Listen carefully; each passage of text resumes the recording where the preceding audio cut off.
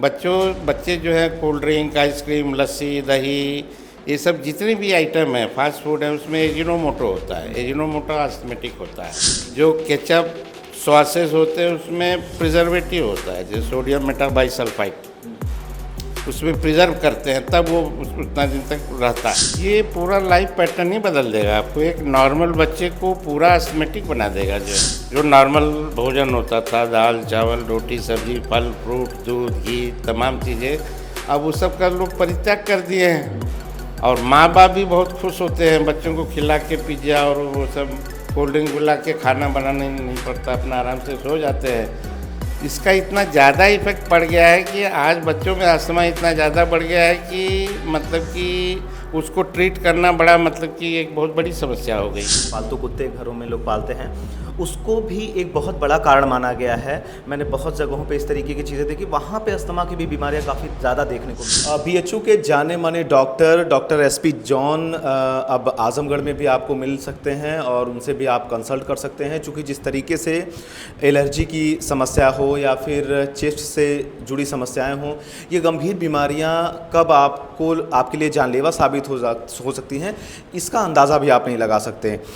इस पूरे मामले पर चूँकि जिस तरीके से आज के परिवेश में एलर्जी की समस्या लोगों को बढ़ रही है और चेस्ट की समस्या बढ़ रही है, पॉल्यूशन तेज़ी से बढ़ रहा है, इसको देखते हुए आज हम डॉक्टर एसपी जॉन से मैं बात करने के लिए उनके साथ हूँ और हम आज बात करेंगे कि आखिर किस तरीके से एटमॉस्फेयर जो क्लाइमेट चेंज हो रहा है उसके बीच में एलर्जी की कितनी समस्याएं बढ़ी हैं। डॉक्टर साहब रोज़ पेशेंट्स देख रहे हैं और चेस्ट की कितनी समस्याएं बढ़ रही हैं, इसको लेकर के आज हम डॉक्टर साहब से बात करेंगे। हमारे साथ मौजूद हैं इस वक्त डॉक्टर एसपी जॉन सर। बहुत बहुत स्वागत है आपका मेरे चैनल पे।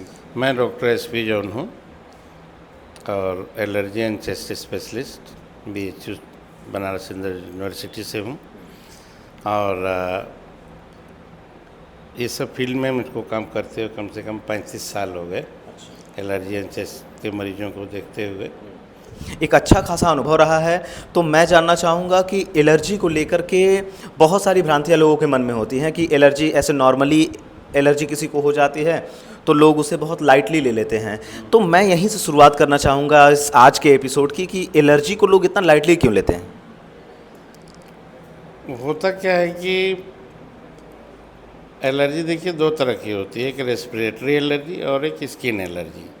तो रेस्पिरेटरी एलर्जी में आपका जो है फूड एलर्जी है, कोल्ड एलर्जी है, से आज के ज़माने में वेस्टर्नाइजेशन ज़्यादा हो गया, fast food, cold drink, ice cream, तो ये सब चीज़ों का मतलब प्रचलन बढ़ने की वजह से आज मैं अपने अनुभव के आधार पे बता रहा हूँ कि आजकल अस्थमा जो है बच्चों में बहुत ज़्यादा हो गया। यंग एज में ही से लेके ही बच्चों में इस समय जो समझ लें कि अगर 10% था तो इस समय 25% हो गया है। क्योंकि बच्चे जो है कोल्ड ड्रिंक, आइसक्रीम, लस्सी, दही, ये सब जितने भी आइटम है फास्ट फूड है उसमें एजिनोमोटो होता है। एजिनोमोटो आस्थमेटिक होता है। जो केचप, सॉसेस होते हैं उसमें प्रिजर्वेटिव होता है, जैसे सोडियम मेटाबाइसल्फाइड, उसमें प्रिजर्व करते हैं तब वो उतना दिन तक रहता है। जो आस्थमेटिक होता है, जो अलग अलग तरीके के आइसक्रीम खाते हैं, हरा, लाल, नीला, पीला, वो क्या होता है, those are all azo dyes. ये एक प्रकार की डाई है जो आस्थमेटिक होती है ना। जितने भी आपका जो है फर्मेंटेड चीज़ हैं, विनेगर हो गया है ना, तो ये सब चीज़ें जो हैं मिला के कंबाइंड इफेक्ट जो है बच्चों पे है ना, इतना ज़्यादा हो गया कि बच्चों में इसमें अस्थमा बढ़ गया है। अच्छा, एक चीज़ और जानना चाहूँगा कि बहुत कम लोग होते हैं जिनको ये पता होता है कि सॉस जो होते हैं, जो आइसक्रीम होती है या फिर जो कलरफुल डिश होते हैं, उसको वो बहुत चूँकि आजकल रेस्टोरेंट, होटल और आधुनिक ज़माने में ये सब बहुत नॉर्मल सी चीज़ें हैं, लेकिन इस बात को ही हम आज जानने के लिए आपके पास आए हैं कि वो कितना हार्मफुल है एक आम आदमी के लिए, बच्चों के लिए, जो लोग उसका सेवन कर रहे हैं। ये पूरा लाइफ पैटर्न ही बदल देगा आपको। एक नॉर्मल बच्चे को पूरा एस्थमेटिक बना देगा जो है। क्योंकि फूड हैबिट जो इसके पहले बच्चों में इंडियन फूड होते थे, जो नॉर्मल भोजन होता था, दाल चावल रोटी सब्जी फल फ्रूट दूध घी तमाम चीज़ें, अब उस सब का लोग परित्याग कर दिए हैं। और माँ बाप भी बहुत खुश होते हैं बच्चों को खिला के पिज्ज़ा और वो सब कोल्ड ड्रिंक पिला के, खाना बनाना नहीं पड़ता, अपना आराम से सो जाते हैं। इसका इतना ज़्यादा इफेक्ट पड़ गया है कि आज बच्चों में अस्थमा इतना ज़्यादा बढ़ गया है कि मतलब कि उसको ट्रीट करना बड़ा मतलब कि एक बहुत बड़ी समस्या हो गई है। अच्छा, अभी तक इतने दिन से आप पेशेंट जो देख रहे हैं उसमें बच्चों में अस्थमा के पेशेंट क्या ज़्यादा रहे हैं या फिर कौन सी ऐसी बीमारी है जिसके ज़्यादा लोग मिले हैं? बच्चों में देखिए जो एलर्जी से रिलेटेड प्रॉब्लम है वो अस्थमा ही है, एलर्जिक अस्थमा है। लेकिन जो पहले अस्थमा बच्चों में जो होता था वो 14 साल की एज तक सबसाइड कर जाता था। लेकिन अब आजकल वेस्टर्नाइजेशन होने की वजह से मतलब पूरा मतलब कि भारतीयकरण ख़त्म हो गया है, मतलब वेस्टर्नाइजेशन हो गया है। तो उसकी वजह से जो एडल्ट मतलब चाइल्डहुड अस्थमा जो 14 साल में सही हो जाता था, ख़त्म हो जाता था, वो it is now converting into adulthood bronchial asthma. तो अब आपको 15, 16, 17, 18 साल के लड़के भी आपको काफ़ी अस्थमेटिक हमको देखने को मिल रहे हैं, जो पहले नहीं मिलते थे। बाकी तो एडल्ट में लोगों में अस्थमा जो कॉमन एलर्जी की बात आपने पूछी, उसमें पॉलन से एलर्जी है, तरह तरह के पॉलेंस हैं वातावरण में। उसमें पार्थीनियम एक है जिसको गाजर घास बोलते हैं, चटक चांदनी भी बोलते हैं क्योंकि उसके फ्लावर चमकीले होते हैं, चांदनी रात में चमकते हैं। It is also known as congress grass.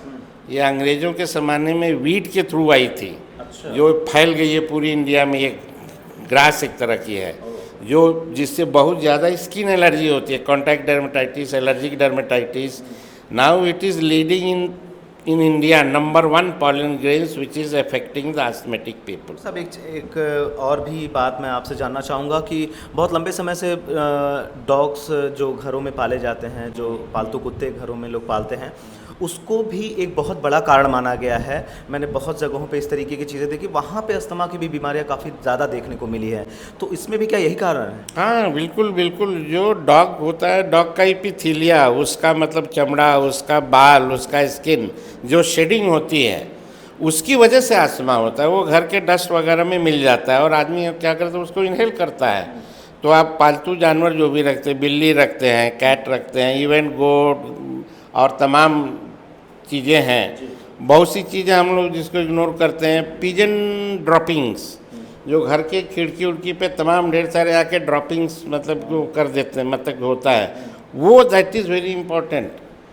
उसकी साफ सफाई नहीं करेंगे तो उससे अस्थमा बहुत तेज़ी से फैल रहा है इसमें जो है। जो डस्ट है, स्पाइडर वेब डस्ट, हम लोग डस्टिंग वगैरह करते हैं तो उससे भी अस्थमा होता है ना।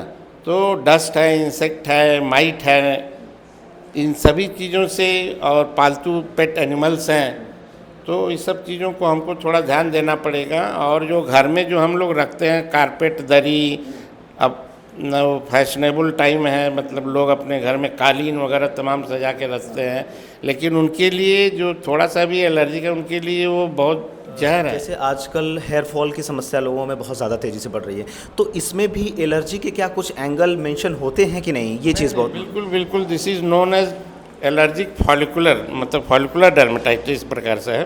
तो एलर्जिक ये फॉलिकुलाइटिस है। फॉलिकल मतलब जो हेयर का जो रूट होता है, बल्ब होता है, उसमें फंगल इन्फेक्शन हो जाता है, जो आप धीरे धीरे मतलब रूसी के टाइप, सफ़ेद जो है डंडर के टाइप में बाहर की तरफ निकलता है। तो दिस इज़ ऑल्सो मतलब बिकॉज ऑफ फंगल एलर्जी, है ना। तो वो भी उसमें एलर्जिक फॉलिकुलाइटिस हम लोग बोलते हैं। तो ये जेनेटिक जो हम बात आती है, जेनेटिक है, तो क्या उसमें भी कई बार ये चीज़ें जानकारी करना आवश्यक होता है क्या ये? हाँ बिल्कुल, दो तरह की होती है। जेनेटिक होता है जिसमें वो बाल्डनेस होता है, जिसमें हेयर लॉस हो जाता है ना। तो that is because of genetic hormones and etcetera, so many things are involve. लेकिन जो हेयर फॉल जो होता है वो जेनेटिक नहीं होता है, जो natural, because of it is allergic folliculitis, fungal folliculitis, है ना। वो इस तरह तरह के इन्फेक्शन और एलर्जी से भी होता है।